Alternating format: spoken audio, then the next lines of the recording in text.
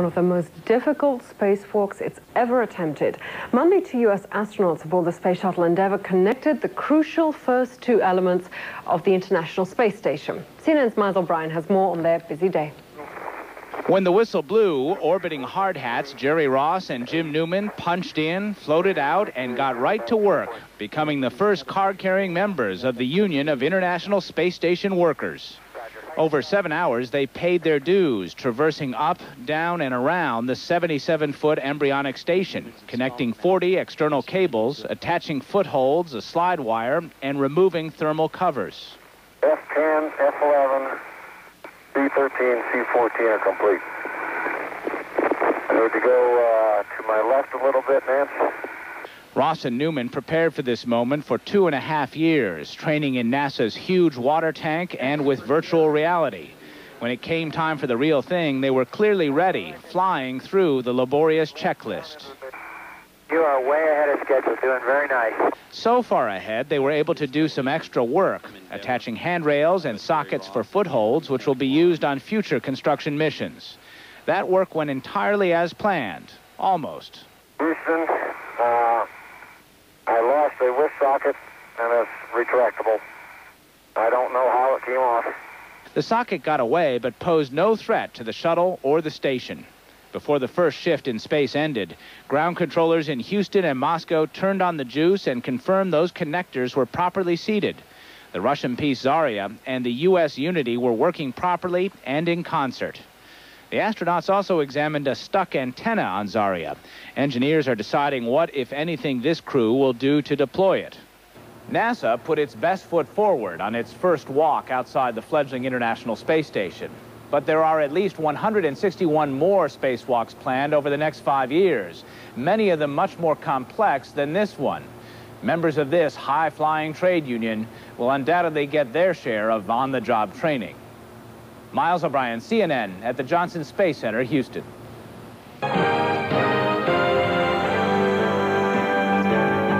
Welcome back. 2 U.S. astronauts are back at work and back in space. The men are on their second spacewalk, connecting equipment to the first element of the International Space Station. CNN's Miles O'Brien is following their mission and joins us now from the Johnson Space Center. Hello, Miles. Hello, Fanula. Astronauts Jerry Ross and Jim Newman are ahead of schedule once again, about 30 minutes ahead of schedule. Their spacewalk number 2 is underway. It's about 45 minutes old right now, and right now what those astronauts are doing are setting up their tools for what is to be a 6.5-hour spacewalk. Among the items they are checking out is a foot restraint, which goes on the end of the 50-foot robotic arm, which will be essentially turned into a cherry picker. Astronaut Jim Newman will be working from that. Newman was the first to pop out of the hatch. He and his fellow weightless working stiff, Jerry Ross, got right to it, didn't waste any time. On top of their list of tasks, installing a pair of antennas on opposite sides of the U.S. piece of the International Space Station, the so-called Unity connecting node. Now, those antennas will make it possible for NASA to send and receive data from that fledgling space station nearly seamlessly. Without it, they would have to rely on the Russian ground stations, and that greatly limits the amount of time they can communicate with the spacecraft. Now, later in the spacewalk, they will move toward the Russian piece of the 77-foot space station. That Russian piece called Zarya, it's a power plant and a communications module. One of the antennas on it, which is an antenna used to operate a backup guidance system for docking spacecraft, did not unfurl. The astronauts will use what is essentially a boat hook to try to poke and prod it to make it deploy. That attempt will come a little later in this spacewalk.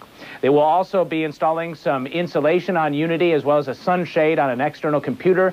And at the rate they've been going on the previous spacewalk and so far this evening, it's quite possible they will do some so-called get-ahead tasks, added work, because they're working so quickly. Now, this second spacewalk is a precursor for an important milestone for the history of the International Space Station. Tomorrow, the Unity-Zarya combination will be heated up and pressurized, and the crew of Endeavour will step across the threshold with tools in hand. They will begin taking apart structures and bolts which were there make the spacecraft safe for launch, and they will be the first visitors to the International Space Station. Miles O'Brien, CNN, reporting live from the Johnson Space Center, Houston. Fanula? Thanks very much indeed, Miles. And we'll be back. The International Space Station for sound, and later, Space Shuttle Endeavour are back at work. The mission, attaching a pair of communications antennas. CNN's Miles O'Brien is standing by at the Johnson Space Center in Texas. Miles. Leon, astronauts Jim Newman and Jerry Ross are now nearly 3 hours into their second spacewalk on this first construction mission for the International Space Station.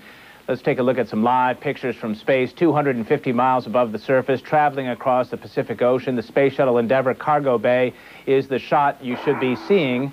And in the foreground there is Jim Newman, who is restrained at the end of the 50-foot robotic arm of the Space Shuttle Endeavour, using it sort of like a cherry picker for this particular spacewalk. Beside him to the right, astronaut Jerry Ross, who on this first spacewalk of this mission broke the cumulative record for U.S. spacewalks of 29 hours and 41 minutes. What they're attempting to do right now is attach a pair of antennas which will allow the embryonic space station to communicate with NASA's nearly seamless satellite communication system. Without those antennas, ground controllers would have to rely on passes over Russian ground stations, providing sporadic communication at best. So far, this spacewalk has gone like clockwork. You may recall on spacewalk number 1, the spacewalkers were in the outside for 7 hours and 21 minutes. This time around, here at Mission Control, they're going to limit it to the 6 hours and 30 minutes planned. They don't want the spacewalkers to overdo it, much like a weekend athlete would. Miles O'Brien, CNN, reporting live from the Johnson Space Center, Houston. Pictures of the U.S. Space Shuttle Endeavour.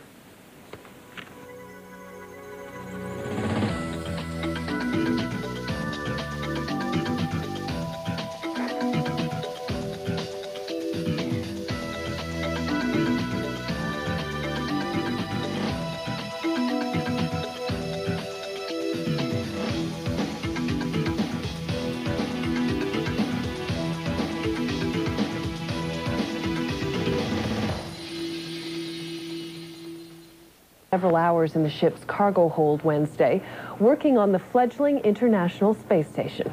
CNN's Miles O'Brien has been following their progress and joins us now from the Johnson Space Center. Miles? Hello, Colleen. Those weightless working stiffs, Jerry Ross and Jim Newman, are in fact back inside the Endeavour. They've taken their spacesuits off and they've clocked another 7 hours in space, working to build that International Space Station. They had a lot of things on their agenda today, including something which came up sort of later in the game. They had to unfurl an antenna on the Russian-built Zarya module, which didn't deploy properly. Here's what happened when they tried to do it.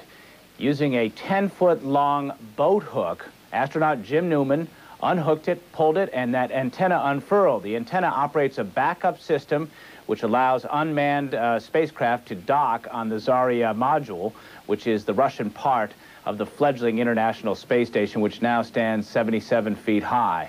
The pair of astronauts, spacewalkers, also had a lot of things on their plate, not to mention they had an incredible environment to do it in. Part of the time, they weren't even paying attention to it, however. They passed over a brilliant lightning storm over Africa, didn't even see it because they were so engrossed in their work. Nevertheless, they did attach a pair of 100-pound antennas to the U.S. section of the space station, a connecting module called Unity. Now, those antennas are important because they will communicate with NASA's nearly seamless satellite communication system, which will allow ground controllers here in Houston and in Moscow almost continuous contact with the space station. Without those antennas, they would have to rely on Russian ground stations, which is a much more sporadic system than the satellite system. So a successful spacewalk again. There was one little piece that was lost.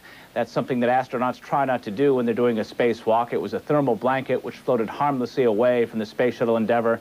No harm to either the shuttle or to the astronauts. But as one astronaut told me before he went on this mission, it's bad form when you lose a piece. This paves the way for an historic moment. On Thursday, members of the crew of Endeavour will step over the threshold of this brand new space station. They'll be bringing their tools with them. They'll start doing a lot of work inside, and they will be the first people to step inside what is going to become the International Space Station. Miles O'Brien, CNN, reporting live from the Johnson Space Center, Houston. Colleen? Thanks, Miles.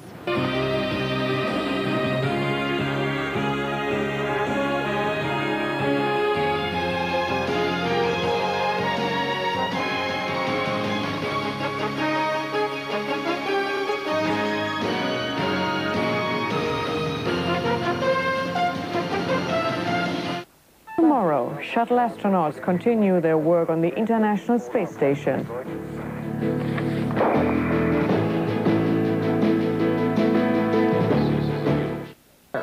Now, construction of the International Space Station is set to begin. Stay with us for those stories and much more just ahead.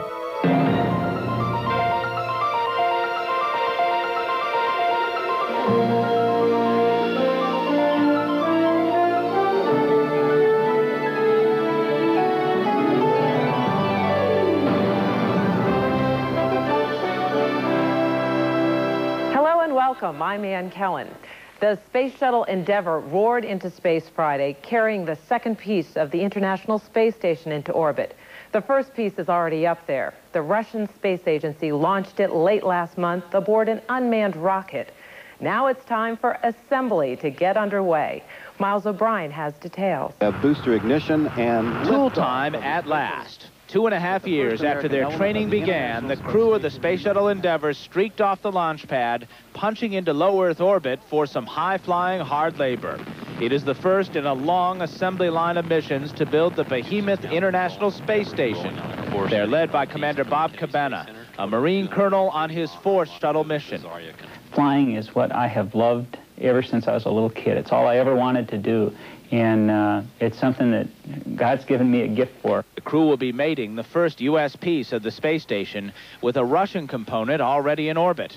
Army Colonel Nancy Curry will grasp and move the 25-ton Russian piece into place. As she did on her 2 previous flights, this mother has left behind a poignant letter for her daughter. I thought it was very, very crucial to convey to her that if anything happened, why I had taken the risk that I did. And although that maybe that meant her growing up without a mom, that firmly felt in my heart that it was the right thing to do. Much of the work on this mission will occur outside the station. On his 6th flight, Air Force Colonel Jerry Ross will lead 3 long spacewalks to connect 40 cables, attach handholds, and install antennas. There's never a boring moment, and certainly if you do get bored, you can always lean back and watch the Earth go by, and I can't imagine anybody getting bored by that. But the hard-charging commander leading the mission says he won't let the flight go by without encouraging his crew to stop and smell the roses. So I tell folks, don't take a picture. You gotta find a few free minutes and park yourself in front of a window and just look out and make a memory. But there may not be much time for planet gazing. This crew has their work cut out for them. In the 17 years of the Space Shuttle program, there hasn't been a more complicated mission. Miles O'Brien, CNN at the Kennedy Space Center, Florida. Are about to be switched on for the very first time by Shuttle Endeavour astronauts. They start heading into the station just about 30 minutes from now, after 2 spacewalks to link the outpost's working components. The crew will carry a remote camera on board as they make their tour. The U.S. continues.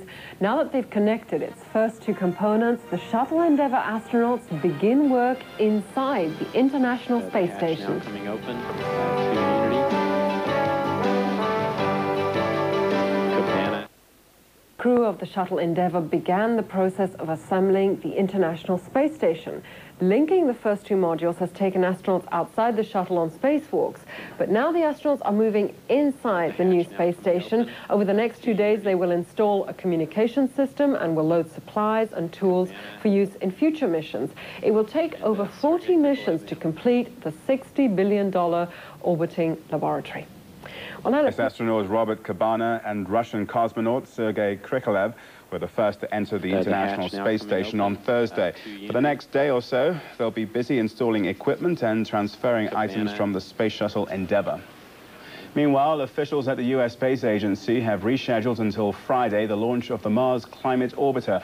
NASA was forced to delay liftoff for 24 hours to fix a potentially damaging software problem. CNN's John Zarella has more on the search for life on the Red Planet. Mars once had water, the one basic ingredient scientists say is necessary for life. The question for them now is, where did it go? This is really the search for where all the water went that we think once existed and flowed on the surface of Mars. It's gone somewhere. 26 months after launching its wildly successful Pathfinder spacecraft, NASA is about to return to Mars. The first vehicle to go is called the Climate Orbiter, followed in early January by a lander heading for Mars' South Pole. There are really no science instruments on either the orbiter or the lander for this particular mission that are geared toward looking for life. As they say, they're looking for the things that could possibly support life, that being water. The orbiter will spend 2 years surveying how the Martian atmosphere works, from temperature and pressure to actual weather patterns on the surface. It will be able to detect if there's cold fronts moving through areas. It will also watch for dust activity. We know that Mars is sort of like the Dust Bowl used to be in the United States. The orbiter should reach Mars next September. The lander arrives in December. Improved cameras will send back better images than Pathfinder's. By turning the lights on one at a time, we get a green picture, a blue picture, and a red picture. We'll put them together and make a true color picture afterwards. The lander is also equipped with a scooper that will dig up soil and drop it in an analyzer. Scientists say these spacecraft may provide the first concrete evidence that water once flowed freely on Mars. John Zarella, CNN, at the Kennedy Space Center in Florida.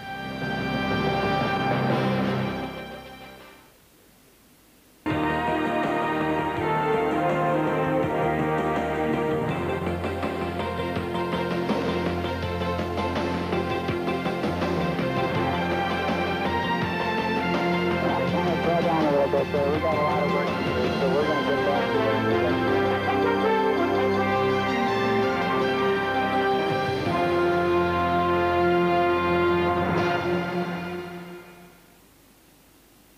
Is gathering force, and it has nothing to do with impeachment this time. It is about allegations that the Clinton administration allowed American companies, including Hughes Electronics, to share sensitive space technology with China. As Bill Dorman now reports, the controversy may end with major changes in the way some leading companies do business abroad. Hughes Electronics is facing charges some compare to treason. It starts with a failed Chinese launch of a Hughes Apstar 2 communications satellite in 1995. A classified Defense Department report says Hughes gave China detailed information following that failure. The report concluded that some of the information provided by Hughes could have allowed the Chinese to increase the reliability of their rocket launches. That increased reliability includes rockets used to launch ballistic missiles. The post-failure review led by Hughes was approved by the Commerce Department, but neither the State Department nor the Defense Department was consulted. That broke no laws, but critics say it harmed U.S. national security. Defense Department people who understand ballistic missiles weren't present. Now, it's perfectly reasonable to do some kind of a review when something goes wrong. But if the State Department had been informed and the Defense Department, through them, informed, then you would have had missile experts from the government overseeing the review. A spokesman for Hughes, a subsidiary of General Motors, says the company did nothing wrong and stands by this summer's congressional testimony of the firm's vice chairman. We have found no evidence that Hughes employees have transferred any missile technology to the Chinese. Investigators in Congress and the Justice Department are not so sure. At least 4 separate examinations of Hughes are continuing, focusing on whether the company has provided China with more information than it should have. Some policies have already been changed. Congress has shifted responsibility for overseas satellite launches back to the State Department and away from the Commerce Department. Early next month, Congress should receive 2 major investigations of the Hughes incident, and debate over future policy changes is certain to follow. Bill Dorman, CNN Financial News, Washington.